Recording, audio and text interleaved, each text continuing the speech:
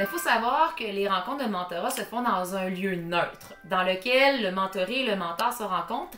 C'est environ 1 heure et demie une rencontre. Les rencontres ont lieu une fois par mois. C'est sûr qu'en début de parcours, en début de relation avec un mentor, ben, les rencontres sont un petit peu plus, sont plus aux 3 semaines. Le mentor va parler 5% de la rencontre. Quand il parle, c'est pour partager son expérience et c'est aussi pour poser énormément des questions.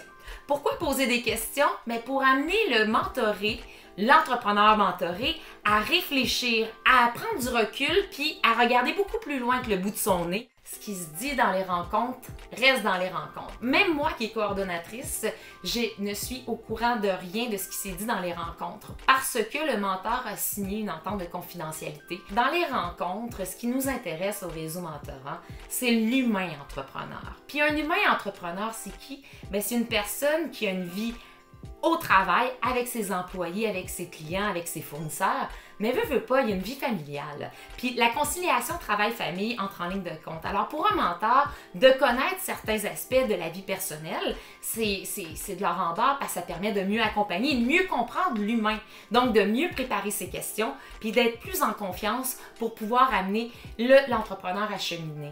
Par contre, quand on parle de personnel, on s'en va pas dans le très personnel parce qu'un mentor, ce n'est pas un thérapeute. Le mentor, c'est quelqu'un qui accompagne l'humain entrepreneur. C'est toujours difficile pour moi de dire à quoi ressemble la durée d'une DIA, mais on a fait une moyenne. Il faut savoir que c'est environ 18 mois. Mais quand on parle de moyenne, ça veut dire que des fois, il y a des entrepreneurs qui sont accompagnés par un mentor pendant 12 mois. Il y en a que c'est pendant 2 ans. Puis il y en a même que ça peut aller au-delà du 2 ans. Le mentor, ben, c'est un entrepreneur à la base. Et c'est un entrepreneur qui, pendant toute sa vie, a dit aux gens quoi faire, a trouvé des solutions quand il y avait un problème. Et là, on déprogramme le mentor et on lui demande de poser des questions. Et c'est pour ça qu'on forme nos mentors dans l'art de questionner les gens. Le mentor, c'est un bénévole. C'est quelqu'un qui vient pour donner au suivant. Un mentor, c'est quelqu'un qui prend la main. C'est quelqu'un qui guide. Mais surtout, c'est quelqu'un qui, si jamais on est en voiture, il n'est pas assis au volant. Il n'est pas assis à côté du conducteur, il est assis en arrière, puis il se laisse guider par l'entrepreneur. Parce qu'on va jumeler des gens avec des secteurs d'activité différents. Et pourquoi? Si je mettais 2 personnes dans le même secteur d'activité, il y a des fortes chances que vous oublieriez l'entrepreneur et que vous parleriez de toute la quotidienneté, tout ce qui est en lien avec l'entreprise. Puis on se rappelle, nous, c'est l'humain entrepreneur qu'on accompagne.